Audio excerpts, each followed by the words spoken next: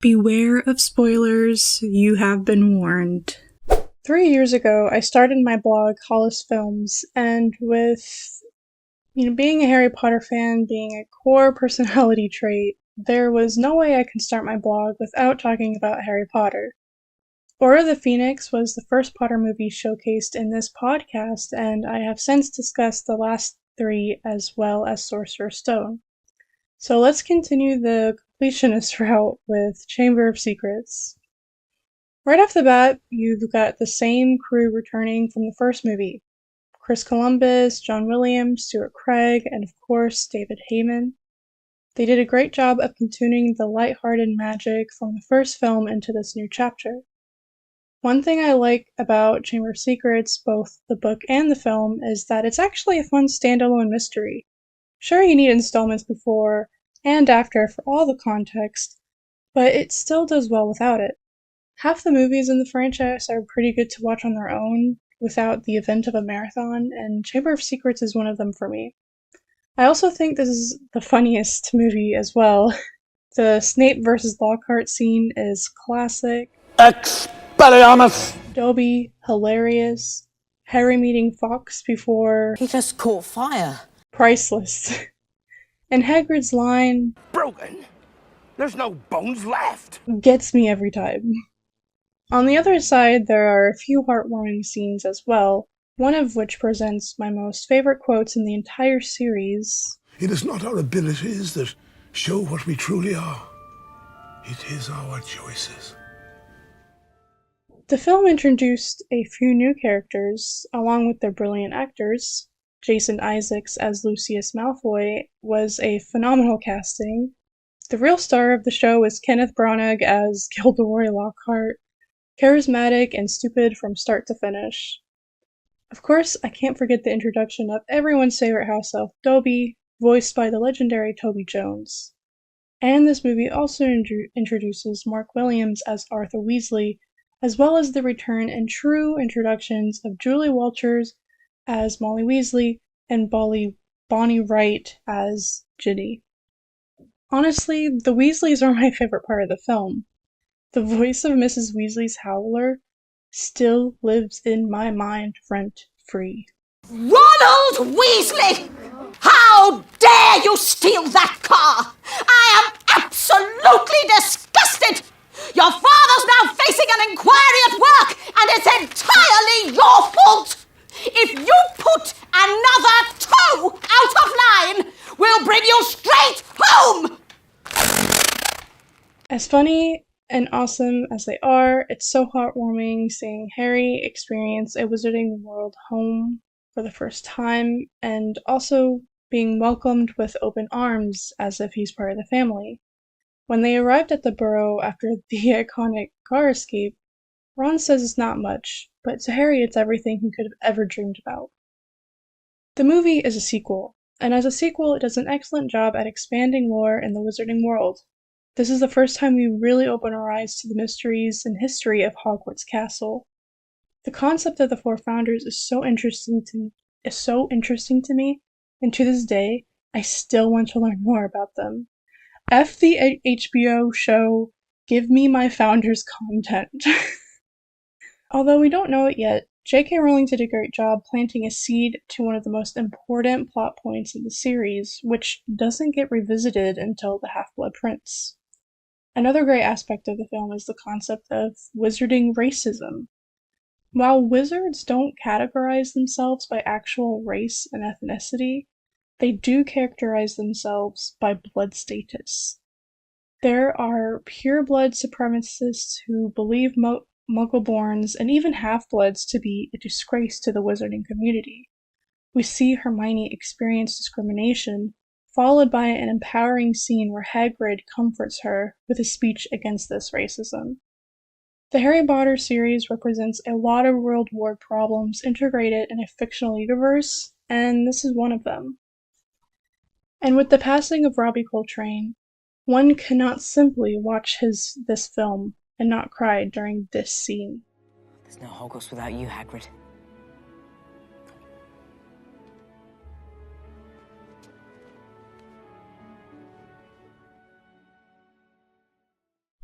riding off the heels of The Last of Us success, Naughty Dog thought it best to move on from the Uncharted trilogy to make a fourth installment, Uncharted 4: A Thief's End. Though it's not my personal favorite of the four, it is objectively the best. Naturally, each installment is made to be better than any of its predecessors, so it was to be expected, especially since this was a game made entirely for a new generation altogether. Tech nerds will get all dramatic about how great the PS5 is compared to the PS4, and they'll go on and on about the capabilities and just talk down on the previous generation. But Uncharted 4 is such a great example for all PS4 games and how games of this generation massively improved on graphics, details, motion capture, performance capture, lighting, cinematography, animation, and even environmental physics. Indiana Jones also comes full circle with the rope mechanic, such a successful mechanic that they used it later in The Last of Us 2, though it can be used as part of the combat sequences in this game, which The Last of Us 2 does not do as far as I know. Another aspect that we also eventually see in The Last of Us 2 are large open areas, though not exactly open world. These massive areas made exploration a little less linear than in the past, and this was a perfect fit for Uncharted. Now, I don't care what they say in interviews, but there was totally a conspiracy to get Troy Baker into Uncharted. Though the concept of Sam and his story isn't actually a bad idea, it led to some amazing scenes, and also Nolan and Troy work great together. However, Sam's presence, it felt like Elena and Sully were disastrously sidelined. Like, they did not even feel like main characters at all. Even when Elena was a party member towards the end and had all those deep scenes with Nate, it still felt like she was a side supporting character. I feel like this wouldn't have happened if Amy was still around. Oh, speaking of, fun fact, Nolan, Emily, and Richard almost boycotted the game because they replaced Amy Hennig. Not that they were anti-Neil, but Amy was the all-holy creator of this successful franchise. And boy oh boy, I've got fighting words. I would have boycotted it too, to be honest. Look, The Last of Us is my favorite game of all time. What Neil did was a stroke of genius that can hardly be replicated. I respect him for that. But the pedestal that Naughty Dog has put Neil on is honestly toxic. They forced Amy out and put Neil in. He inserted this narrative about a brother just so Troy Baker can get a piece of this legacy franchise. Troy is a whole other issue I'm not even going to talk about right now. As talented as he is, I also got fighting words. Neil then made the disaster that was The Last of Us 2. Love or hate, I just feel like the perfect sequel would not have split the fan base in the way that it did. People have conspiracy theories about Neil's gay agenda, but it's really not even completely about that. Maybe with Dina's character and her relationship with Ellie. I don't know why Neil made the decision that he did, but any publicity is good publicity, especially if it means winning at literally every game at the Game Awards. And then Neil got to make a remake for a game that was the last game that needed a remake. Like, what was that? But my biggest complaint about the Neil conspiracy is that the live action adaptations. Uncharted got this crappy Matt Damon film with a 60-second Nolan North cameo, whereas The Last of Us got this glorious, high-budget, well-made series, and all of the original cast was in it, with some even having significant roles. For me, that's the final line. I'm anti-Neil Druckmann, and I support Nolan, Emily, and Richard's instinct to rage quit. Okay, tangent over. In the end, Uncharted 4 did the characters justice. It explored Nate's struggle of starting a normal life, and he ended up finding a way to keep the adventure going while still setting down some roots like a normal Chad. The epilogue was so wholesome, a solid, happy ending for everyone. If they continue the Uncharted franchise, maybe not pull a Lost Legacy or whatever again. I personally wouldn't mind a sequel with Cassie. Nate was the next Indy. Why can't Cassie be the next Croft? If you're a 2000s kid, raise your hand if Raven was your gay awakening. Show of the week is Teen Titans. So, Teen Titans. Now, I had no idea this was a DC show. I didn't live under a rock, so I did eventually learn Robin was Batman's iconic sidekick. I'm more of a Marvel fan, but I honestly can't think of a better superhero iconic duo than Batman and Robin. I have since dipped my toes in the Batman franchise, and I really loved the Watchmen film, but Teen Titans is honestly the extent of my DC experience. I think it's such a contained series that's not intertwined in the DCU, whatever. Um, it makes it easy for anyone to get into, especially kids who saw this on Cartoon Network and swooned over the beloved characters. Though I am still compelled to delve deeper into the comics, as I'm sure their lore gets gnarly. And no, we are not talking about Teen Titans Go today. Glad the cast came back, but bro, you cannot give us that season 4 finale cliffhanger just to turn around 15 years later with this childish garbage. Anyways, the Titans themselves. Robin is such just super ninja, basically. In terms of abilities, he's the least impressive of the group. But bro, he doesn't need powers, just be as useful in the field as anyone else. And more importantly, he is the heart of the group, the glue, the center. It's not Teen Titans without him. Starfire is his best girl. Her naivety and inquisitiveness add such a charm to her character. And she also is the definition of girl power. We got the bros, Beast Boy and Cyborg, two peas in a pod. I personally wanted Beast Boy's abilities as a kid. And the creme de la creme, Raven, the gay awakening for many emo girls in my generation, including myself. The most compelling arc is obviously Slade's. He was the perfect villain. He was menacing, creepy, charismatic, and his plot only grew thicker when Tara became his apprentice. The introduction of Tara was one of the strongest episodes. Seeing Tara's journey as she struggles between hero and villain was amazing, and, given the series finale cliffhanger, one of the most important stories to the show. I really have to applaud Teen Titans. There are different elements in the arcs of Tara, Robin, and Raven that you would not think are present or should be present in a kid's show. I know we all like to joke about how dark DC can be, but even in this Cartoon Network series, it gets pretty dark, and you don't realize this until you're an adult. It's very much like The Last Airbender in regards to how both shows did not treat its audience like children, despite them both being made for kids.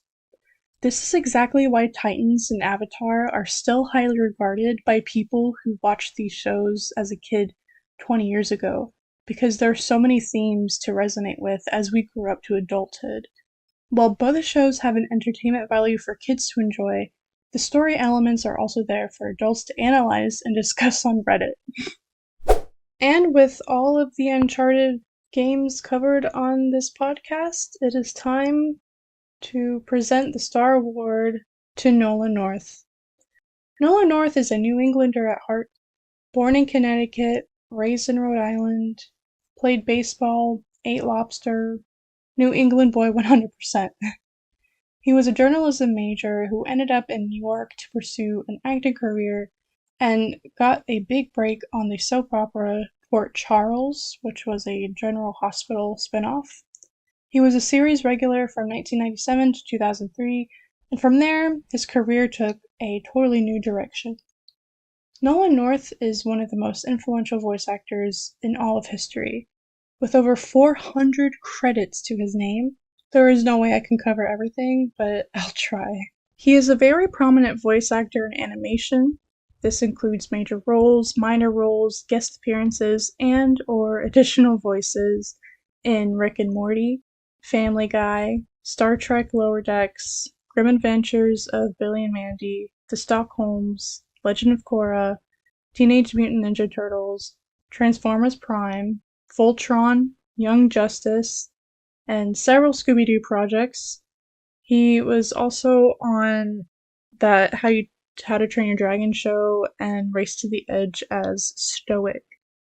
He also had guest stars or recurring roles in live action projects like Haven, NCIS, Malcolm in the Middle, Rizzolian Isles, Modern Family, Love, Death, and Robots, and Pretty Little Liars. He had a single line in the Star Trek Into the Darkness movie.